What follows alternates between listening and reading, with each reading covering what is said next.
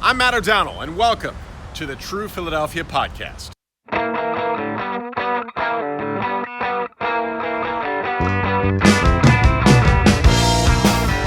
I sat down with Yannick Nézet-Séguin, conductor and music director of the Philadelphia Orchestra, ahead of a very special performance in the year of 2021.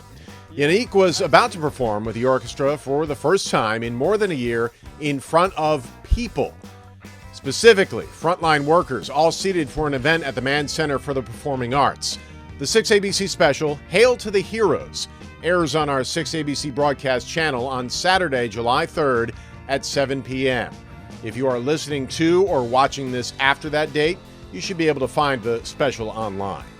Yannick is one of the most animated, dedicated, and beloved figures in all of Philadelphia. Being around him for the first time instantly confirmed this. We talk about the lack of performing to an audience during the pandemic, how COVID-19 has touched the maestro, how the orchestra will seek changes to become more modern, and how to him, seeing one's eyes has become a different experience thanks to the pandemic and masks. All right now in the True Philadelphia Podcast. As an added bonus, I spent an afternoon with Don Liuzzi, a legendary percussionist and timpani player with the Philadelphia Orchestra, and talked to him about the return to performing before a live audience. Oh, and we also played the timpanis, of course. So first Yannick, and then Don in the True Philadelphia Podcast. Pleasure to meet you. Pleasure to meet you too. Always been a big fan of yours because you have such great energy, positivity, and I wonder how it's been this past year trying to be those things. It's a great question. I think as a leader, as a music director, and even on the podium, I'm the conductor, but the music director is specifically this part of the job. It's the things that we have to imagine in programming, in reaching out audiences. And so I didn't think twice. When everything shut down back in March to 2020, I just didn't think twice. My instinct was, let's keep our audience engaged with some music. They need it. People need it. People are going to feel isolated. So my own loneliness or isolation, I put it second, and I'm not saying, because I'm so, it's not to say that I'm better than anyone. I just think that's the responsibility that I had. And it took a few weeks and months before it finally sunk in that I miss, of course I missed it from the very beginning, but I miss this contact, this, the fact of getting my energy from the music making, from the 100 people in the Philadelphia Orchestra who are giving me this energy back. But I have to say, in retrospect, I'm very, very, very proud of the way my musicians and the staff and the board of the Philadelphia Orchestra reacted to these ideas. And we did the best we could, but we realized, I think the second the lights went off, how much we missed our audience.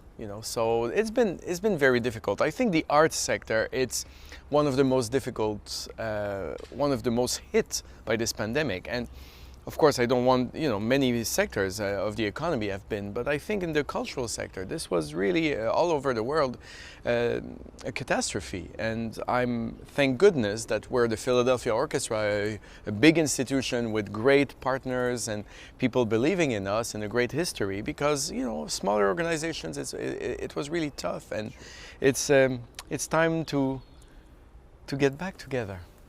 As a performer, it must be like being starved of food. Yeah. And so this must be like a big feast tonight.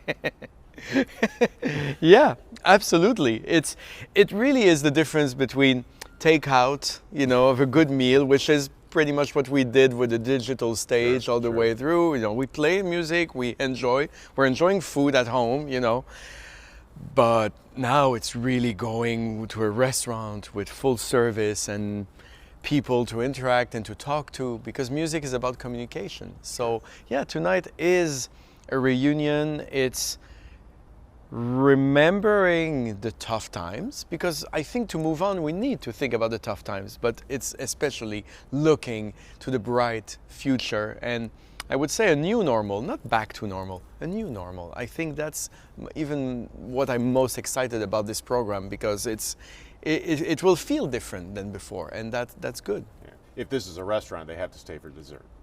Right? Yes, you know, there's always a separate part of the stomach Sure. for the dessert. Yes, so Yeah. they must stay for dessert. The frontline workers who will be here, what do you hope they get out of tonight? Words are not enough, I think, to express the gratitude of the nation to our frontline workers. And I like to say that music starts where words fail to express, and it's in that spirit that we built this program. Gratitude, moments to laugh, moments to have hope, but also moments of letting the emotions speak through the music. You know, so how many times, you know, in music we listen to something and we cry because it's so beautiful. Mm-hmm. It's not necessarily because it makes us sad. And that's why music is so important in our lives, and that's our own way to say thank you and hopefully help those workers dream and feel embraced, recognized, and just make them joyful again. Sure. I've seen the program. Throwing a little Beethoven in there, you got to do that. You got to give the meat and potatoes to your audience, right? And then you have the Rocky theme. Yeah. Talk about why you selected those pieces. I mean, the Rocky theme, I have to say, as a Canadian, you know, of course I feel like an adopted Philadelphian now. And you are. But thank you. Yes. I feel this way. But of course, you know, I'm looking at my years as a kid watching the Rocky movies, and then I feel, I'm going to conduct Rocky music in Philly. I mean, that's got to be a bucket list item for me. So, yeah, we selected it because he's, you know, a hero, a Philadelphia hero in his own right, you know, inspiring people in so many ways. So, of course, it's to draw the parallel with the heroes who will be in the audience today. Beethoven, the music of Beethoven has been the last that we played before the pandemic. We were supposed to do a full cycle because 2020 was a Beethoven year, anniversary, concerts planned all over, and that got shut and to silence. So it's also the most inspiring composer, I think, in terms of taking your own destiny in your hands and have faith in the power of humanity to overcome adversity and challenges, which is exactly what humanity just did, I think, in the past year and a few months. So it's thanks to this audience of frontline and healthcare workers. Were you touched by COVID in any particular way, personally? Not personally. I was lucky, my family was healthy, I remained healthy, and most people, I think, you know, there's always a few people around the orchestra, but we were also lucky in a way that no one was hit so directly. In New York, sadly, you know, in my other hat at the Metropolitan Opera, we lost quite a few colleagues from the chorus, from the orchestra, from the music staff. So that has hit hard, of course, and it's that's why for me it's very important never to forget what happened, and hopefully that we will all have grown from this crisis. I believe in this. I believe that in moments like this, when it touches us, you know, from us, you know, very closely or from a little bit further, whatever it is, there's an opportunity to reflect and to get better. Hopefully, I may be idealistic, but I hope that collectively as a society, we will maybe have more respect for the work that our healthcare workers are doing. Maybe we'll have also, I was talking to some musicians and they say, you know, not that this orchestra ever take for granted, you know, what they do, but they said we will feel even more lucky to be doing what we do, because what musicians do of this orchestra is giving a moment to dream, a moment to get out of reality, a moment to reflect, a collective moment to feel that we're part of the same community and live the emotions together. And this is really, I feel so lucky to be doing this job. In a certain way, we are caretakers or caregivers of the soul, sure, in a way. And that's, you know, it's not as immediate as our heroes, of course, of tonight, but we try to play our little part in society to also help life be better. So I hope that we'll never forget how lucky and privileged we are that our community here in Philadelphia is supporting us the way they do, and that we can exchange these unique emotions together. Indeed. So during the pandemic, many organizations have reflected and considered changing things. And I know you already planned maybe some different uniforms. I don't know if everyone's going to be wearing shorts during performances, probably not.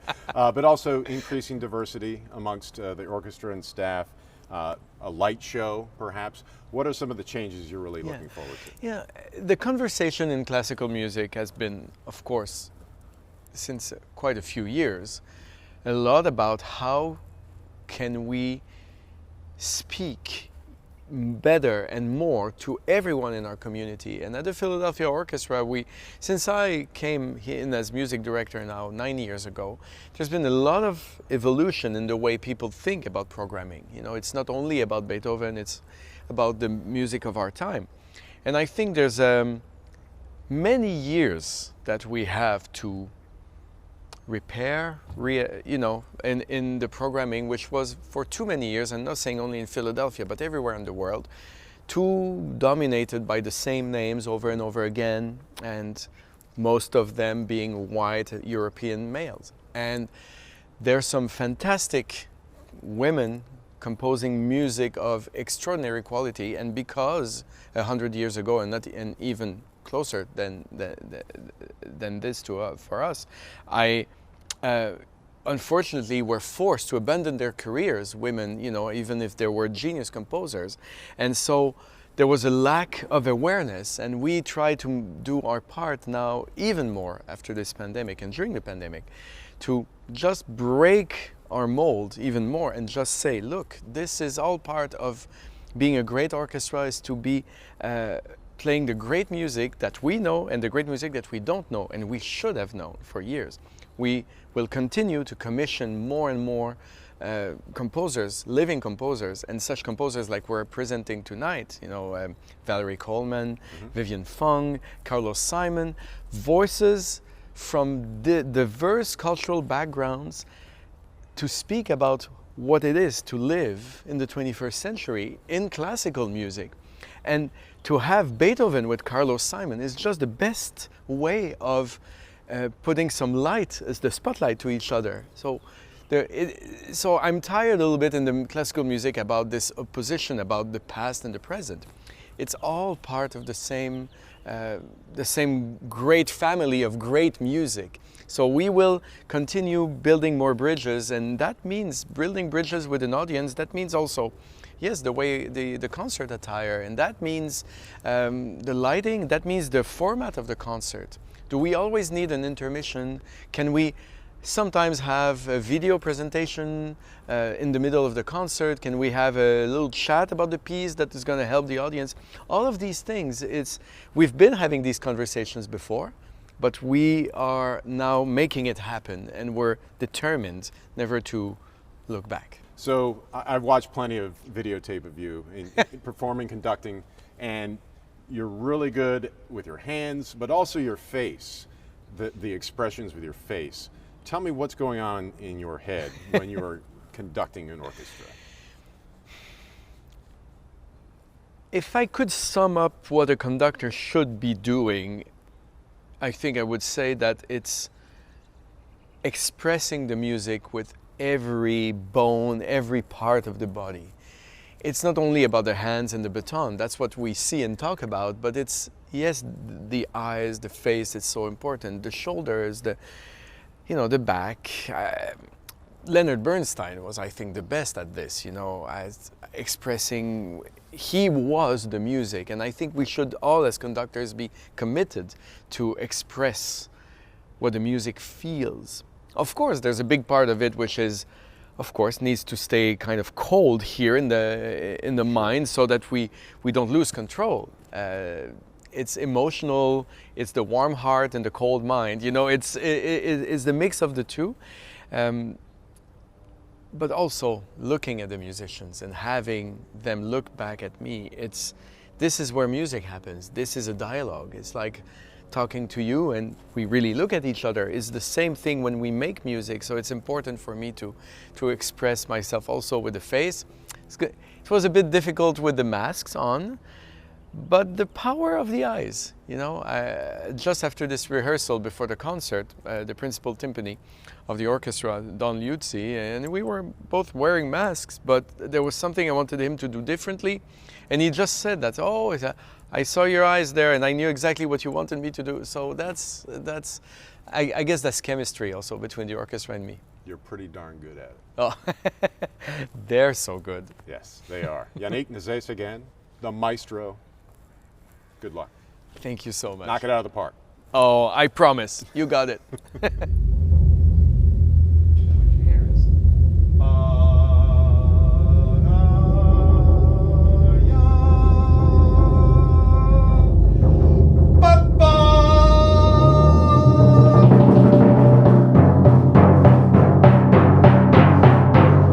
It's bizarre not having people around and not having an audience, a physical audience there. And so you have to kind of, with the recording we've been doing this year, and like we did at the Mann, because it was a combination of an audience and recording, is you're imagining, and this is what a recording orchestra does, or a radio or a television orchestra. Sometimes you've got an audience, sometimes you don't. So you have to kind of imagine that audience behind the camera. How about I try a paradiddle just to try and get Sure. the fanciness of this? How about between a paradiddle between the two, right? Yeah, we can give it a shot. Ready? Here you go, Don.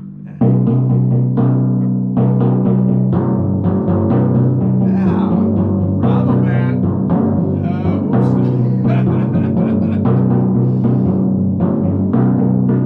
Oops, you lost the I'm much better at two separate drums like this.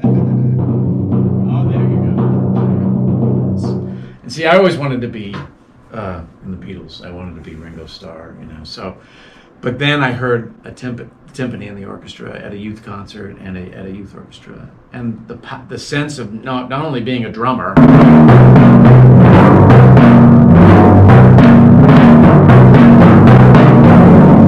So you actually got to play rhythms and provide rhythmic groove, but also you got to actually play melodies.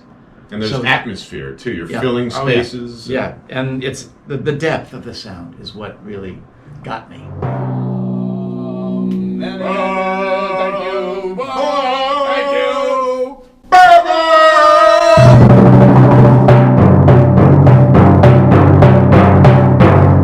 And then it happens again. That was awesome. Okay. Don, thank you Yeah. so much. Yeah. Thanks to Yannick Nézet-Séguin, Don Liuzzi, and the rest of the Philadelphia Orchestra. Thank you for listening or watching. Enjoy the many other episodes of the True Philadelphia podcast archived on my YouTube page or on Apple Podcasts. And finally, stay true, Philadelphia. I'm Matt O'Donnell.